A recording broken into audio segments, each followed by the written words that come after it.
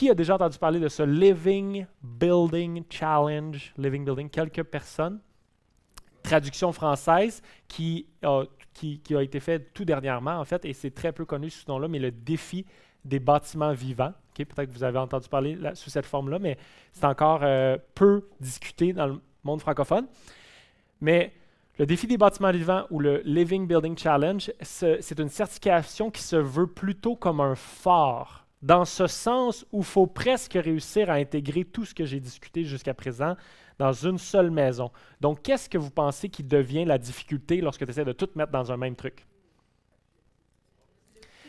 C'est le coût et l'aspect technique. C'est-à-dire que pourquoi moi je prends le temps de vous aider à clarifier vos valeurs, c'est que j'assume, mais peut-être que je me trompe et j'espère que je me trompe, mais j'assume que vous n'êtes pas milliardaire.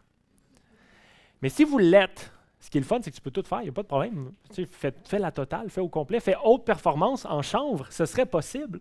Ce serait juste très cher. Fait que là, j'essaie de vous amener, on essaie d'identifier les valeurs puis de faire des choix qui sont éco-abordables ou qui sont vraiment intelligents financièrement aussi pour que ce soit réaliste pour le commun des mortels. Okay? Mais le Living Building Challenge, son défi, donc, oui, au niveau. Pourquoi moi je trouve que c'est un phare, c'est qu'il n'y a jamais eu l'objectif que ce soit possible au grand public. Ce n'est pas ça son objectif. Son objectif, c'est d'être un phare, c'est-à-dire un exemple de ce qui est possible. Puis comme ça, l'industrie peut tranquillement s'enligner dans cette direction-là.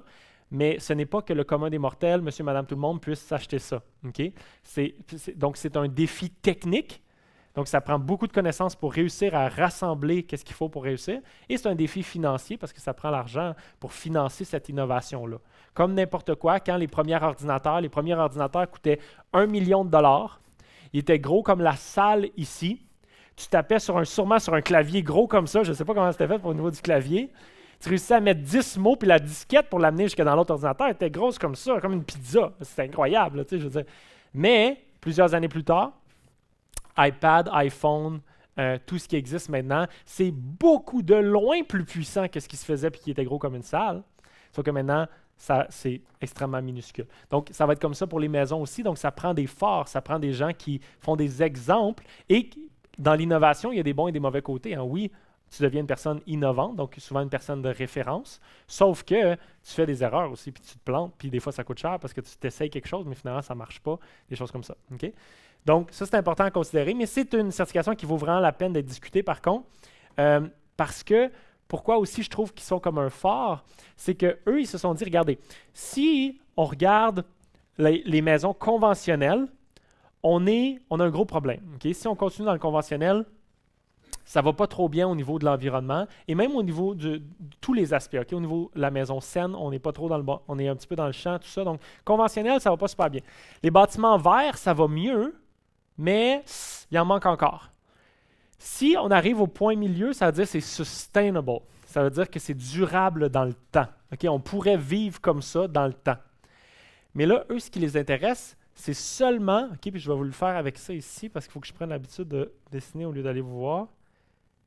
Cette certification-là, ce qui l'intéresse, ça commence à durable, c'est-à-dire que si on faisait ces habitudes-là, on pourrait vivre comme ça dans le long terme, mais ça va plus loin, ça va jusqu'à restorative puis regenerative, ça veut dire qui régénère.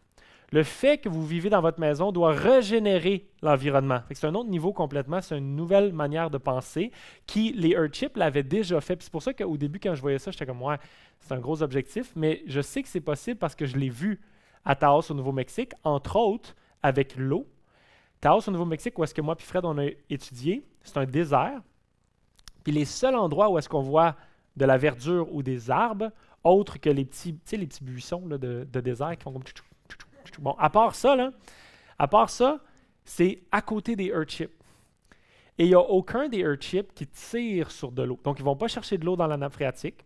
Ils ne vont pas chercher de l'eau dans une rivière ou un lac, parce qu'ils seraient bien trop loin de toute manière. Ils sont dans le désert. Puis la nappe phréatique est trop loin aussi. Mais seulement par l'eau de pluie, ils captent l'eau de pluie, ils l'emmagasinent, ils l'utilisent à l'intérieur de la maison plusieurs fois la même eau. Ils l'utilisent après ça pour leurs plantes, okay, qui vont filtrer l'eau, mais en même temps se nourrir du savon et de tout ça. Et après ça, cette eau-là va aller à l'extérieur, elle va être contrôlée, donc on va pouvoir faire pousser des choses à l'extérieur aussi. Donc, l'effet secondaire du fait qu'ils prennent une douche dans le désert fait qu'ils font aussi pousser des plantes dans leur serre et aussi des plantes à l'extérieur. Okay? Fait que c'est ça qu'on parle de le fait qu'ils soient présents, les humains soient là, c'est ça qui permet d'avoir de la verdure dans le désert.